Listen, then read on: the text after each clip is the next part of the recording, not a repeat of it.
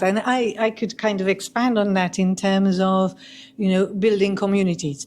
Yeah. Because I actually do find that is really building a community creates a really good sense of support for you and support for those around you. And I do really believe in communities, and I am part of some communities, which mainly they seem to be female networks, women's networks. And there, depending on how open everyone is to share their experiences, but in some they're very powerful. That is I find that a really good sort of support. Gives a lot of support. So I believe that that's something that one can kind of like expand on. And in today's world, I think it's very much about, this community and, building communities, helping each other. Yeah. Even sort of these, let's say, Facebook communities where you create I've created like a community for Facebook women, because my focus is females. And where we share challenges and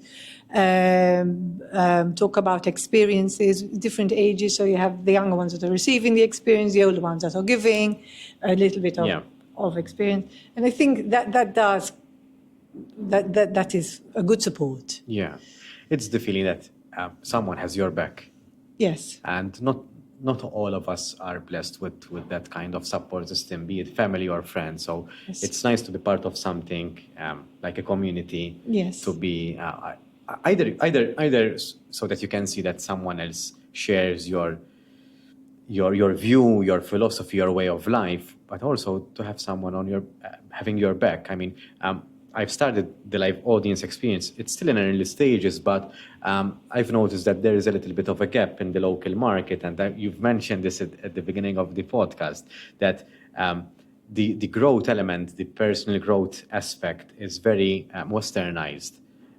Locally in Malta, this is not a very strong philosophy. There is little to none advocacy about the topic. So, and this is precisely the scope of having a live audience, so that you can create a sort of a community of like-minded individuals who enjoy having these kind of conversations or listening to these kind of conversations.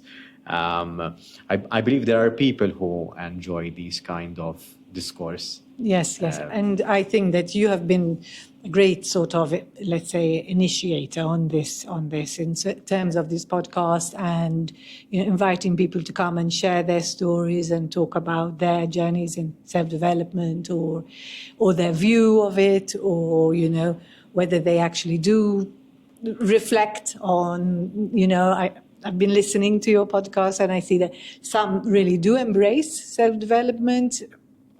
I mean, I suppose most do, but some actually stop.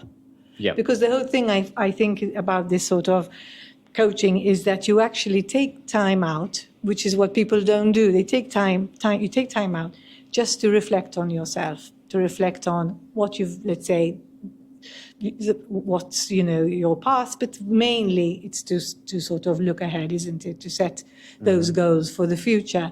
And by doing so, you need to take that deep dive into reflecting on your values, what's important to you, reflecting on your beliefs and those empowering beliefs and limiting beliefs, what's holding you back, what can spearhead you forward.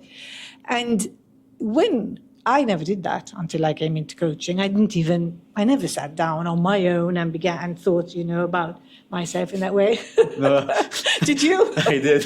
You did? Oh my God, you're obviously deeper than I am. No, I was from a very young age. So I on this front, I was always the odd one out from my circle of friends, because I was the one asking questions. Okay, why did I say that in that person's presence, or why did I'm feeling this way in that person's presence, or in this group of friends? There was a time where I've left a certain group of friends because I felt that our life philosophy was not the same. It's not that I wanted to.